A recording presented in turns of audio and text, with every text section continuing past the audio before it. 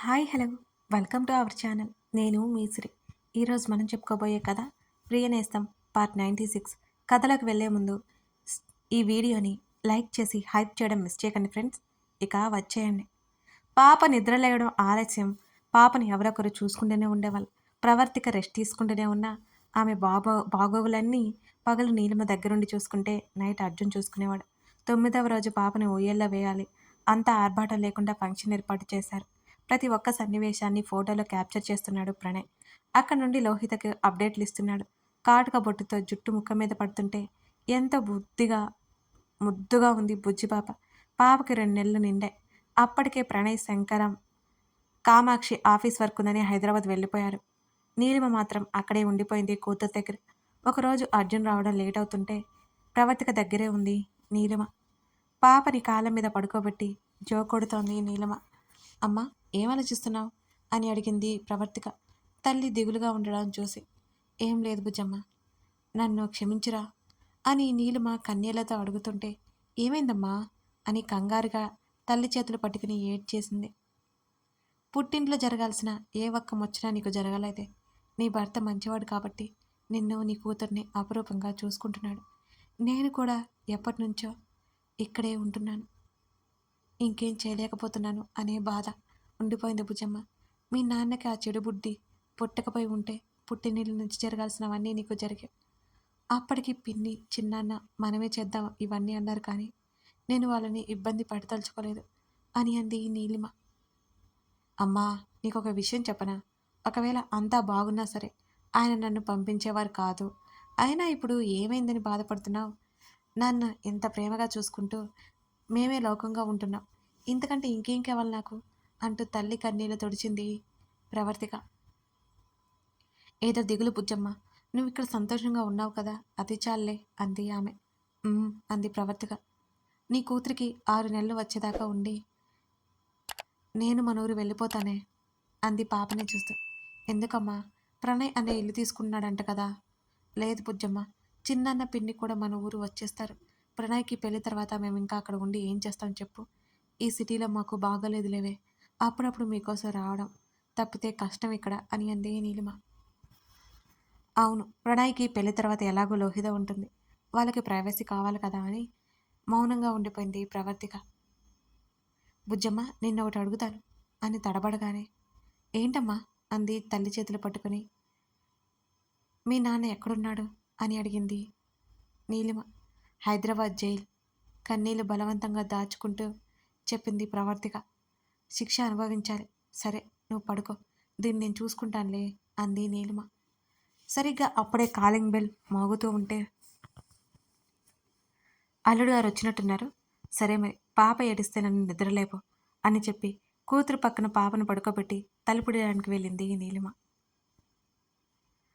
ఒకసారి hand wash చేసుకుని భోజనం చేసి గదిలోకి వచ్చాడు అర్జున్. ఇంకా పడుకోలేదా?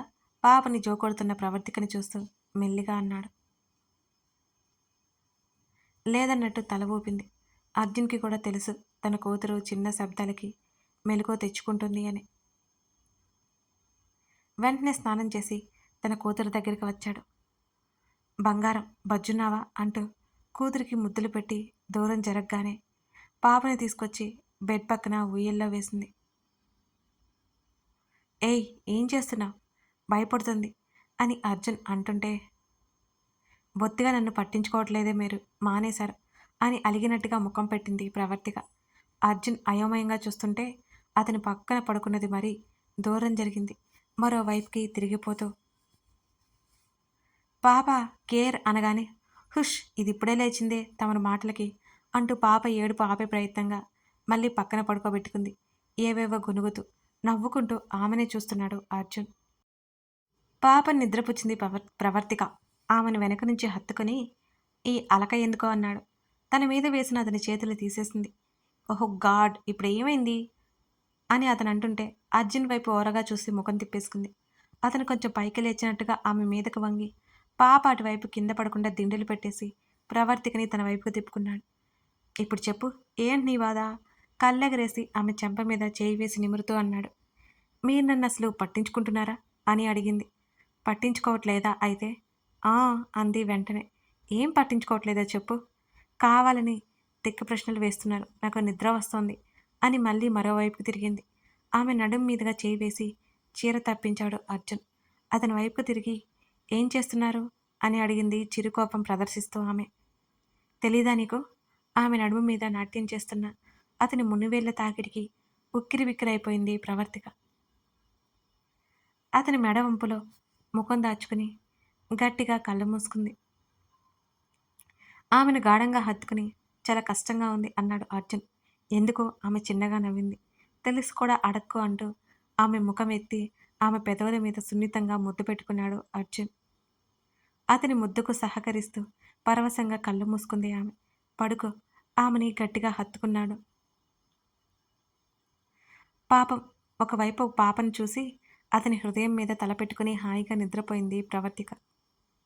అందమైన అతని జీవితానికి రారాని అయిన భార్యమని నుదుటిన ముద్దు పెట్టుకుని అతను నిద్రలోకి జారుకున్నాడు అర్జున్. ఒకానొక రోజు ఉదయం సుమతో వీడియో కాల్ మాట్లాడుతోంది ప్రవర్తిక. కాలింగ్ బెల్ మోగుతుంటే సుమకి బాయ్ చెప్పి నిద్రపోతున్న పాపను ఒకసారి చూసి, ఏవండి ఎవరో వచ్చారు, ఇంత ఉదయాన్నే ఎవరై ఉంటారు అని అర్జున్ని చూసింది ఆమె. వచ్చిన వాళ్ళు లోపలికొస్తారులే అన్నాడు ల్యాప్టాప్లోకి తలదూర్చి. అర్జున్ వైపు చిరుకోపంగా చూసి, పిన్ని బాబాయ్ గుడికి వెళ్ళారు, మీరు వెళ్ళి చూడండి అని చెప్పింది ఆమె. సరే అని లేచి బయటకు వెళ్ళాడు అర్జున్. అప్పటికే సర్వెంట్స్ డోర్ ఓపెన్ చేసి అజయ్ రాగిణీలని సోఫాలో కూర్చోబెట్టాడు. అర్జున్ని చూడగానే ఇబ్బందిగా మొహం పెట్టాడు అజయ్. బలవంతంగా తీసుకొచ్చినందుకు రాగిణిని అతను మనసులో తిట్టుకుంటున్నాడు. హాయ్ అర్జున్ నవ్వుతూ అంది రాగిణి. హాయ్ అంటూ వర్కర్స్కి సైగ చేశాడు అతను. 2 నిమిషాల్లో కాఫీ కప్పులు వాళ్ళ ముందుకు వచ్చాయి. నో థ్యాంక్స్ అని అజయ్ ముఖం ముచ్చుక పెట్టుకున్నాడు. అలాగే కూర్చున్నాడు. నోరు మూసుకుని తాగు అని అర్జున్ సీరియస్గా చెప్పి, ఇలా వచ్చారేంటి అంటూ రాగిణి వైపు చూశాడతను. మా పెళ్ళి మరో వారంలో ఉంది అర్జున్ అంటూ ఇన్విటేషన్ కార్డు ఇచ్చి, తప్పకుండా రావాలి మీరు మీ వైఫ్ అని అంది రాగిణి. తను రాలేదు, నేను వస్తాను. చిన్న బేబీ కదా, ఇంకా తన ఆరోగ్యం సెట్ అవ్వలేదు అన్నాడు అర్జున్. అవునా, విత్ యువర్ పర్మిషన్ బేబీని చూడొచ్చా? నాకు కిడ్స్ అంటే చాలా ఇష్టం అని రాగిని ఎక్సైట్ అయిపోతే అడిగింది. తప్పకుండా, పైన లెఫ్ట్ సైడ్ స్టార్టింగ్ రూమ్ అన్నాడు అర్జున్. అలాగే అంటూ నవ్వుకుంటూ వెళ్ళిపోయింది రాగిని.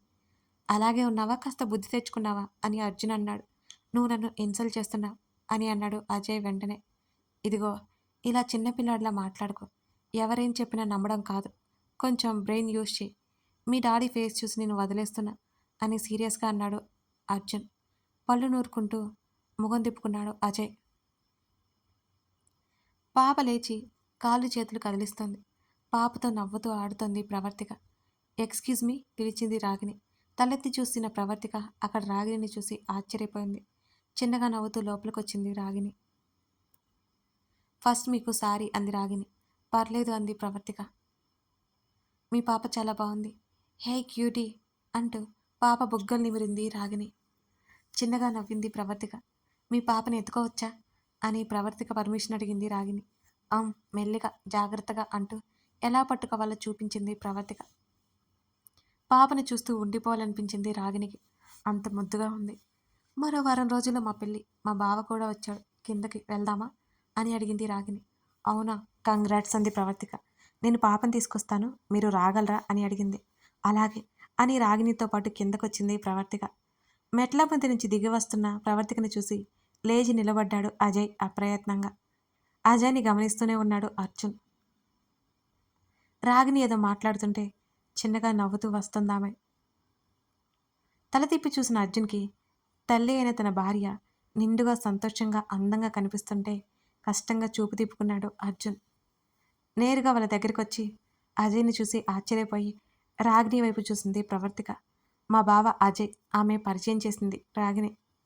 వెంటనే అర్జున్ దగ్గరికి వచ్చి అతని చేయి పట్టుకుంది ప్రవర్తిక. అప్పటి వరకు నవ్వుతూ ఉన్న ప్రవర్తిక తనను చూసి భయపడి పోవడం గిల్టీగా అనిపించింది అజయ్కి. అందుకే రాగిని కావాలని ప్రవర్తికని తీసుకొచ్చింది. తెలియాలి కదా అజయ్కి. ప్రవర్తిక చుట్టూ చెయ్యేసి మెల్లిగా సోఫాలో కూర్చోబెట్టాడు అర్జున్. డోంట్ వర్రీ అతను మెల్లిగా అన్నాడు. సారీ ప్రవర్తిక. అజయ్ కళ్ళలో పశ్చాత్తాపం అక్కడ ఉన్న వాళ్ళకి స్పష్టంగా తెలుస్తోంది. మౌనంగా అర్జున్ వైపు చూసింది. ప్లీజ్ నన్ను క్షమిస్తారా అని గౌరవంగా అజయ్ మాట్లాడుతుంటే అర్జున్ భుజం దగ్గర ఆమె తల పెట్టుకుంది మౌనంగా. పశ్చాత్తాపానికి మించిన శిక్ష లేదు అన్నాడు అర్జున్ అజయ్ వైపు చూసి. మీరు నా దగ్గర తప్పుగా ప్రవర్తించలేదు కాబట్టి నేను ఆ విషయాలన్నీ వదిలేస్తున్నా. లేకపోతే నాకొచ్చే కోపానికి అంటూ పళ్ళు నూరుకుంటూ కోపంగా చూసింది ప్రవర్తిక. ఐఎమ్ రియల్లీ సారీ అన్నాడు అజయ్. ఇక వదిలేయండి అని ఆమె విసుగ్గా ముఖం తిప్పుకుంది. అజయ్ రిలాక్స్డ్గా ఫీల్ అయ్యాడు. మీ పాప మీ వైఫ్లా ఉంది అంటూ అర్జున్ చేతిలో పాపను పెట్టింది రాగిని. కాసేపు మాట్లాడి వాళ్ళిద్దరూ వెళ్ళిపోయారు. వాళ్ళిద్దరూ పెళ్లి బంధంతో ఒక్కటయ్యారు. అర్జున్ కూడా వెళ్ళి ఆశీర్వాదములు ఇచ్చి వచ్చాడు అజయ్ రాగినికి. పాపకి 2 నెలల నుండి 3 నెలలు నడుస్తుంది. అప్పటికే 3 నెలల మధ్యకి వచ్చేసింది. ప్రణయ్ పెళ్లి ముహూర్తం కూడా కుదిరిపోయింది అని కబురొచ్చింది. పాపకి నామకరణం చేయాలనుకున్నారు. హైదరాబాద్ వెళ్ళాక చేయించాలి అని అనుకున్నారు. అందరూ హైదరాబాద్కి బయలుదేరారు. అక్కడి నుంచి అక్కడికి వసుంధర కూడా వచ్చేసింది. కృష్ణమూర్తి పెళ్లి టైంకి వస్తాను అన్నాడు. అర్జున్ అన్నీ చూసుకుంటాను అని చెప్పినా ఆయన తర్వాత వస్తాను అని చెప్పడంతో అక్కడికే వచ్చేశారు. ఆ ఇంట్లోకి చిట్టిదానికి గ్రాండ్గా వెల్కమ్ చెప్పాడు ప్రణయ్. లోహిత్ అయితే పాపను అసలు వదలట్లేదు. నీలిమ, వసుంధర, అర్జున్, ప్రవర్తిక వాళ్ళ ఇంట్లో ఉంటే ప్రణయ్ కోసమే తీసుకున్న ఇంట్లో ప్రణయ్ తల్లిదండ్రులతో కలిసి ఉంటున్నాడు. నామకరణం ఏర్పాట్లు జరుగుతున్నాయి. బలవంతంగా అర్జున్ చేత పంచకట్టించింది ప్రవర్తిక. అతని మెడలో ఉత్తరీయం వేసింది. చిలకపచ్చ చీరలో, ఆమె చిలకపచ్చ షర్ట్లో, అతను పాపకి చిలకపచ్చ పావడా వేసి చేతులకి బంగారు వర్ణంలో గాజులు వేసి చక్కగా రెడీ చేసి అర్జున్కి ఇచ్చింది. ఓడిలో పాపను పెట్టుకుని నీకంటే అందంగా ఉంది నా ప్రిన్సెస్ అన్నాడు అర్జున్. ఉంటుందంటుంది, ఎందుకుండదు? ప్రవర్తిక మూతి తిప్పింది గాజులు వేసుకుంటూ. వసుంధర పిలవడంతో పాపకి ఆకలి తెచ్చి అర్జున్ చేతికి ఇవ్వగానే తీసుకెళ్ళి ఇచ్చాడు అర్జున్. ఇంకా టైం ఉంది అర్జున్, ప్రవర్తికకి తొందర ఏమీ లేదని చెప్పు, బంగారాన్ని వదల్లేక పిలిచాను అంటూ పాపను ముద్దు చేస్తోంది వసుంధర. సరే అని ప్రణయ్తో ఒకసారి మాట్లాడి ఎయిర్పోర్ట్లో ఒకసారి చూసి వచ్చాడు అర్జున్. వాళ్ళకి తెలిసిన వాళ్ళని ఆఫీస్లో కూడా కొందరిని ఇన్వైట్ చేశాడు. మళ్ళీ గదిలోకి వచ్చేసరికి ప్రవర్తిక రెడీ అయిపోయింది. ఆమె చేతిలో ఉన్న కుంకుమ పరిన తీసుకొని ఆమె పాపిట్లో కుంకుమ దిద్దాడు.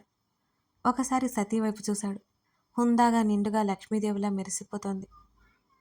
ఆమె చిలక ముక్కు కొన మీద ముద్దిచ్చి ఆమె ముక్కెర మీద మరో ముద్దే ఇచ్చాడు. చిరునవ్వుతో అతన్ని చూస్తూ కాటుక చుక్క అతని చెవి వెనుక పెట్టింది. అతను ఆశ్చర్యంగా చూస్తుంటే ఈ పంచలో భలే ఉన్నారు, దిష్టి తగలకుండా అంటూ అతని చుట్టూ మెటికలు విరిచింది. అర్జున్ అందంగా నవ్వాడు. వెళ్దామా అని అడిగింది. ఇంకా పంతులు గారు రాలేదు, ఇక్కడే కూర్చో అన్నాడు అర్జున్. ఇంతకీ బుజ్జిదానికి ఏం పేరు డిసైడ్ చేశారు అని అడిగింది. నీ ఇష్టం, నీకు ఏ పేరు నచ్చితే ఆ పేరు పెట్టు అంటూ ఆమె చేతి వేళ్ళని మృదువుగా లాగుతుంటే ఏం పేరు పెట్టినా అభ్యంతరం లేదుగా మీకు అని అడిగింది ప్రవర్తిక. లేదు, నీ ఇష్టం పూర్తిగా, నీకు నచ్చిన పేరు పెట్టుకో, ఆలోచించి ఉంటావు కదా ఇన్ని రోజులు అన్నాడు అర్జున్. అతన్నే ఆప్యాయంగా చూస్తూ నవ్వింది. భర్త అనే అధికారం ఆమెకు ఎప్పుడూ కనిపించలేదు అతని విషయంలో. కథ కొనసాగుతోంది. ఇదన్నమాట సంగతి. అర్జున్, ప్రవర్తిక తన పాపతో చాలా సంతోషంగా ఉన్నారు. అయితే ఇంకా కథ ఏంటి అని మీకు అనుమానం రావచ్చు. ముందు ముందు చూసేయండి, మీకు ఇంకా ఇంకా నచ్చుతుంది. చిన్న చిన్న ట్విస్టులతో ఈ కథ కొనసాగుతుంది. అలాగే మన సిరి డైరీలో నువ్వే కావాలని అనే కొత్త స్టోరీ స్టార్ట్ చేస్తున్నానండి. మర్చిపోకుండా ఆ ఛానల్ని సబ్స్క్రైబ్ చేసి ఉంచండి. మిస్ చేయకండి friends. Thank you for watching this video. మరో ఎపిసోడ్తో మనం మళ్ళీ కలుద్దాం.